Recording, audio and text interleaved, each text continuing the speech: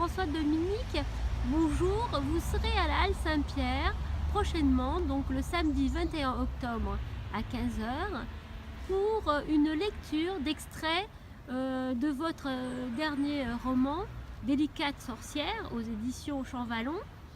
Et vous serez accompagné pour cela par deux danseuses, Nisrine et Marie-Jo.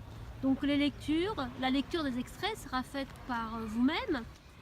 Donc dans cet ouvrage, donc Délicate sorcière, il s'agit du portrait, si j'ai bien compris, de 12 femmes. Mais qui sont ces femmes? Ces 12 femmes sont des rencontres. Et ces rencontres correspondent à ce que j'appellerais des instants parfaits. C'est-à-dire un moment présent, très intense, dans lequel justement la rencontre permet de percevoir chez autrui, et pour moi qui suis masculin, de percevoir quelque chose que j'ignore de l'ordre du féminin. Alors par exemple, c'est le cas pour Lucie, la jeune danseuse, c'est le cas pour Kavira, la mendiante qui chante dans le métro, ou pour Magali, la femme provençale qui remonte le cours de Louvèze en remontant le cours de sa vie jusqu'à son enfance, ou pour Viviane, la relieuse de livres un peu magicienne, pour Kate, la poète américaine psychotique mais géniale, pour Louise, qui rêve à l'Égypte antique dans sa vie courante, pour Cécile, la jeune paysanne ardéchoise. Je ne cite pas toutes ces femmes. Si la dernière, je devrais la citer, c'est Solène.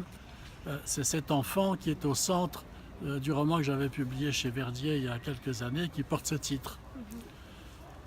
Voilà ce que je voulais vous dire. Je crois qu'après, il faut lire.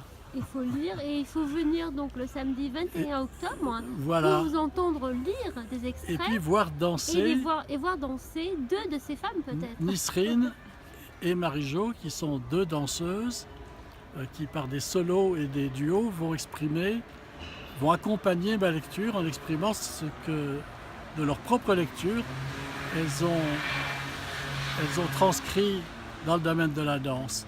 Et comme justement l'une des 12 est une danseuse, il y a un rapport étroit. Et d'ailleurs, je lirai à cette occasion un chapitre d'un livre plus ancien qui s'appelle La Zéroé et qui est relatif à un danseur japonais que j'ai connu qui s'appelle Hideyuki Yano. Merci beaucoup, François Dominique. Donc François Dominique, nous sommes très contents de vous recevoir pour ce livre Délicate sorcière. Ce que je voudrais juste ajouter à ce que vous avez dit, c'est la construction de ce récit qui se décline en plusieurs pièces de puzzle. Et en même temps, il y a quelque chose de symbolique dans les nombres qui reviennent dans certaines parties de ce récit.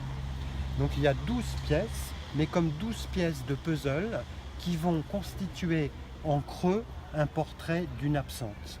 Et je crois que c'est ce qui fait la particularité de cette construction et de ce récit. C'est-à-dire que certains éléments dans chaque chapitre, si on peut parler de chapitre, certains éléments vont se retrouver dans d'autres histoires et donc vont faire comme une sorte d'attraction. Et ces pièces vont se réunir et ne vont pas boucher l'horizon et au contraire, ils vont dessiner en creux un portrait d'une absente. Je suis entièrement d'accord, je n'ai pas grand-chose d'autre. Vous le dites mieux que ce qui est normal. Le lecteur dit souvent mieux que l'auteur. Il y a 12 portraits et dans l'introduction, on s'adresse au lecteur, enfin l'auteur s'adresse au lecteur pour lui demander d'attribuer finalement un 13e portrait. Mais le 13e portrait, c'est aussi le vers de Gérard de Nerval. La 13e revient, l'absente, c'est la disparue. Mais c'est aussi la femme à venir. Et donc ce livre appartient au lecteur. Je rêve depuis très très longtemps d'un livre qui s'écrirait sous les yeux du lecteur.